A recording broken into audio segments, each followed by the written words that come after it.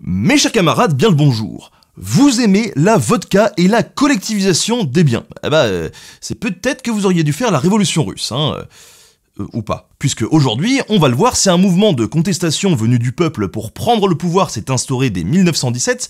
Il faut se rendre à l'évidence, il y a un moment donné où c'est parti en couille. Je vous propose donc de revenir rapidement sur les origines de la révolution russe et surtout sur deux répressions sanglantes du nouveau régime russe pour imposer son autorité dans la région. Allez, c'est parti. On le sait aujourd'hui, l'URSS, c'était pas forcément top. Mais dès le début, à l'intérieur même des socialistes, les mouvements de contestation ont été nombreux et parfois violents. Nous allons donc nous intéresser à quelques exemples d'opposition aux bolcheviks, non pas de la part des contre-révolutionnaires, mais venant de partisans du socialisme. En gros, des types qui considèrent qu'on n'est pas allé assez loin. Ou alors trop, suivant le sens où on l'entend. Une grosse précision avant de commencer par contre, quand j'utilise le terme de socialiste dans cette vidéo, il est à prendre au sens originel du terme. Un courant de pensée cherchant l'égalité et la justice sociale qui ratisse très large des socialistes révolutionnaires aux communistes en passant par les modérés. Mais quand même, pensez plutôt Marx et Bakounine que François Hollande ou, gros lol, Manuel Valls. Autre précision, je préfère le dire pour ne pas être accusé de ci ou de ça, les sources concernant les événements ne sont pas vraiment très objectives, à savoir principalement des communistes et des anarchistes qui s'affrontaient. Du coup, vous avez chacun leur idéologie à mettre là-dedans, mais quand on recoupe les deux, ça nous permet d'y voir un peu plus clair. Commençons par le commencement, et parlons un peu de la révolution russe de 1917. Si vous n'êtes pas du tout familier avec le sujet, eh bien rassurez-vous, il n'est jamais trop tard. Ce qu'on appelle la révolution russe a en fait lieu en 2, voire 3 temps. Car si c'est en 1917 que les socialistes arrivent au pouvoir, il faut d'abord remonter en 1905 pour trouver les premiers éléments déclencheurs. Au tournant du siècle, la Russie est dirigée de manière autocratique par le tsar Nicolas II. Alors que son grand-père Alexandre II a mené une série de réformes libérales, abolissant le servage, modernisant le système judiciaire et créant des assemblées locales, Nicolas II reprend la politique réactionnaire de son père, Alexandre III. Et ça met sur les nerfs un peu tout le monde, la classe moyenne d'abord, de plus en plus importante par sa taille, les ouvriers ensuite d'une Russie en cours d'industrialisation, et les paysans que l'abolition du servage a paradoxalement précarisés. Le 9 janvier 1905, en pleine guerre opposant le Japon à la Russie, une manifestation a lieu à Saint-Pétersbourg. Un rassemblement qui fait suite à plusieurs mois d'agitation sociale. L'armée impériale tire dans la foule pacifiste.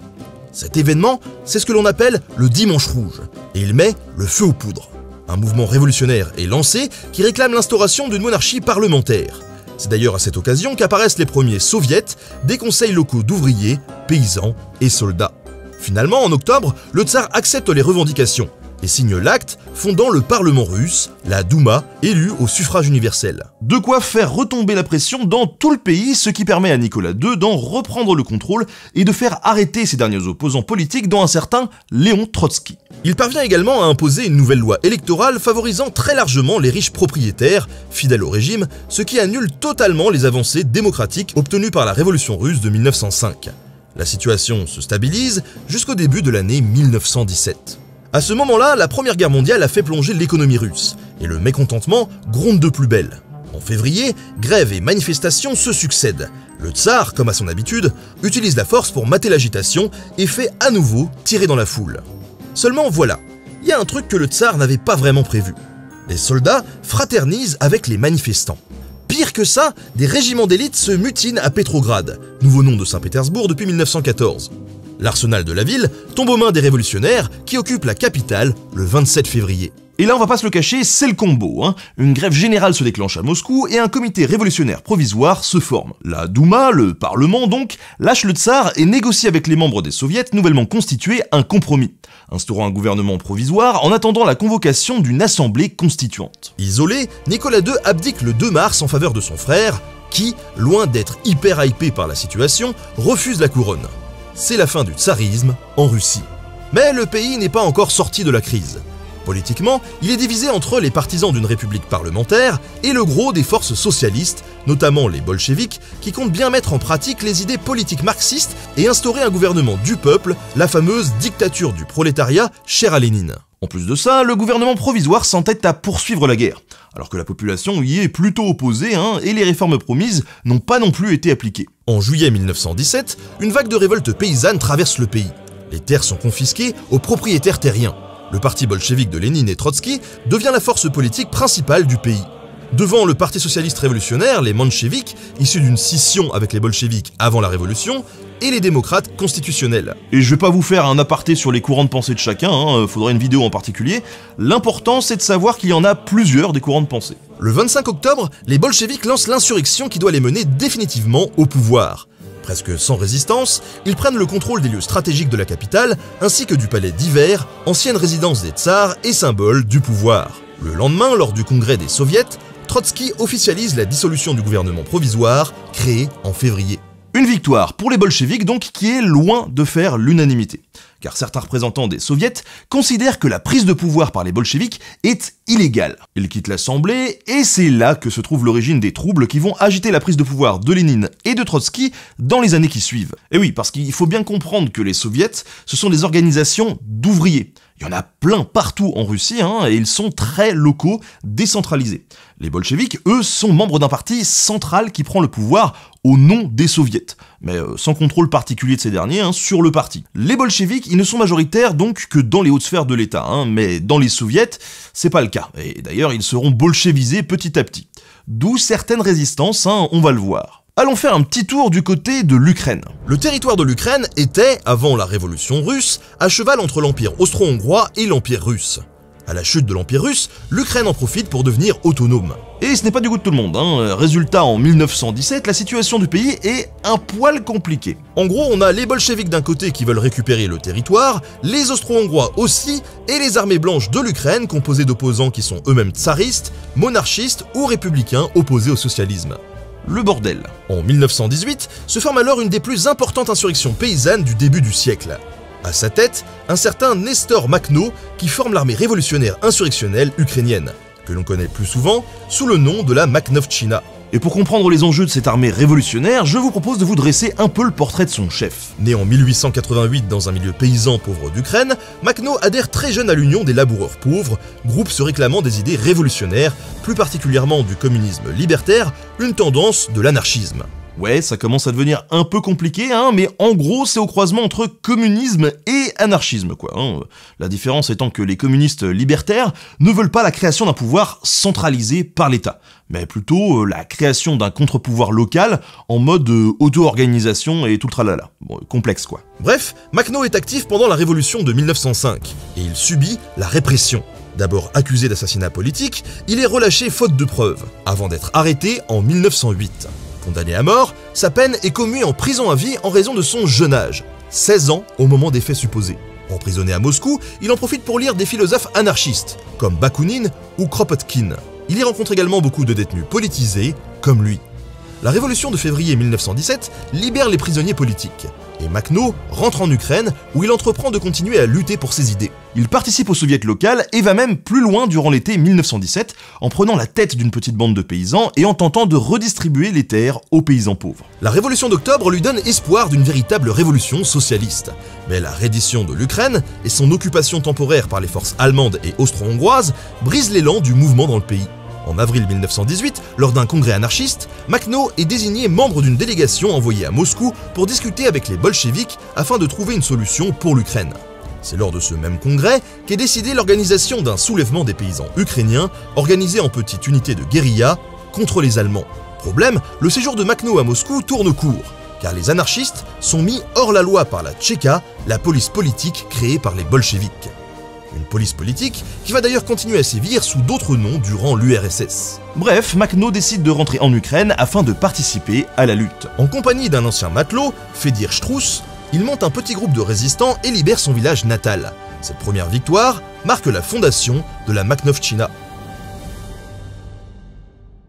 Entre 1918 et 1901, cette Makhnovtchina, elle mène une guerre contre à peu près tout le monde, afin de réaliser les principes de son manifeste qui est clairement dans la lignée anarchiste. Appropriation des terres par les paysans et des usines par les ouvriers, constitution de conseils locaux, liberté de parole et d'expression, suppression de la police remplacée par des milices d'autodéfense paysannes et ouvrières, rejet de toute organisation tyrannique. Le drapeau de l'armée est clair comme de l'eau de roche sur les intentions des révolutionnaires. On peut y lire « Mort aux ennemis des travailleurs libres ». D'une poignée d'hommes à ses débuts, la Makhnovtchina compte à son apogée 50 000 combattants. et utilise sa connaissance du terrain pour mener une guerre de mouvement couvrant de grandes distances très rapidement pour frapper l'ennemi là où il ne s'y attend pas.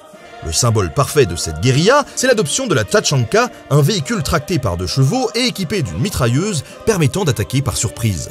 L'autre avantage de cette armée révolutionnaire ukrainienne, c'est que beaucoup de paysans ont déjà combattu dans la Première Guerre mondiale. Les troupes sont donc bien organisées et coordonnées. Enfin, contrairement aux armées traditionnelles, la Makhnovchina est uniquement composée de volontaires et fait élire des commandants par les soldats. D'ailleurs, on retrouvera un peu plus tard un fonctionnement assez similaire dans certaines colonnes républicaines pendant la guerre d'Espagne.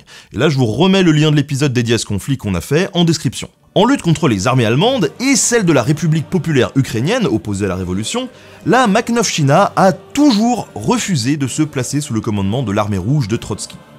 Et pourtant, elle est contrainte par 2 fois d'accepter une alliance temporaire avec eux. La première fois, c'est en 1919 pour contrer l'avancée des troupes blanches du général Dénikine.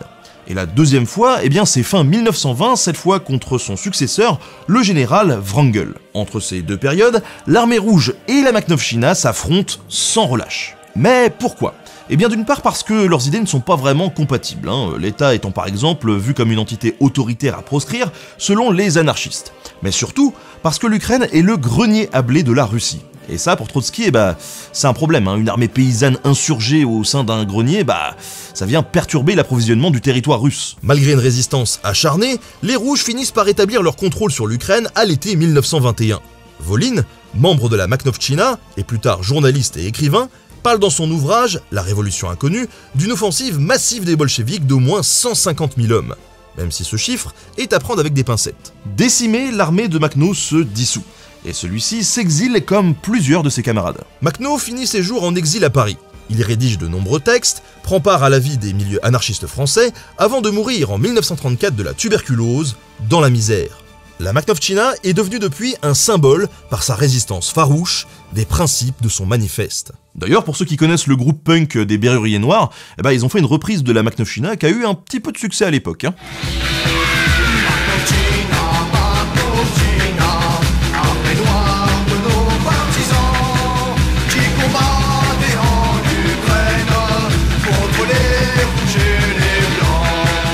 Les paysans ne sont pas les seuls à s'opposer au pouvoir des bolcheviks.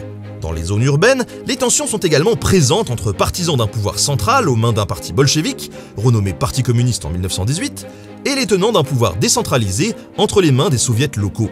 Et le meilleur exemple de cette opposition, c'est la révolte de Kronstadt en mars 1921. La ville de Kronstadt est un point stratégique de la révolution russe. Située dans la baie de Saint-Pétersbourg, elle abrite un important port de guerre, des arsenaux militaires et compte à peu près 50 000 habitants. Lors de la Révolution de 1917, les marins de Kronstadt sont célébrés comme héros de la Révolution pour leur engagement précoce et farouche. Mais en 1921, la situation est tout autre. La guerre a ruiné le pays. Une vague de famine y sévit et le mécontentement ouvrier gronde un peu partout. Kronstadt va cristalliser cette agitation car la population de la ville est dès 1917 très active au sein de la Révolution. Ils vont même un peu plus loin que ça. Ils s'organisent en soviet, forment une commune libre plus ou moins autonome, réquisitionnent les logements vides ou les grands appartements des riches bourgeois pour loger les pauvres, quand même, et sont globalement très réticents à la centralisation du pouvoir. En plus de ça, les matelots de Kronstadt ont refusé de se soumettre au règlement imposé à l'ensemble de l'armée par Trotsky, qui est quand même le commissaire à la guerre et commandant de fait des forces armées.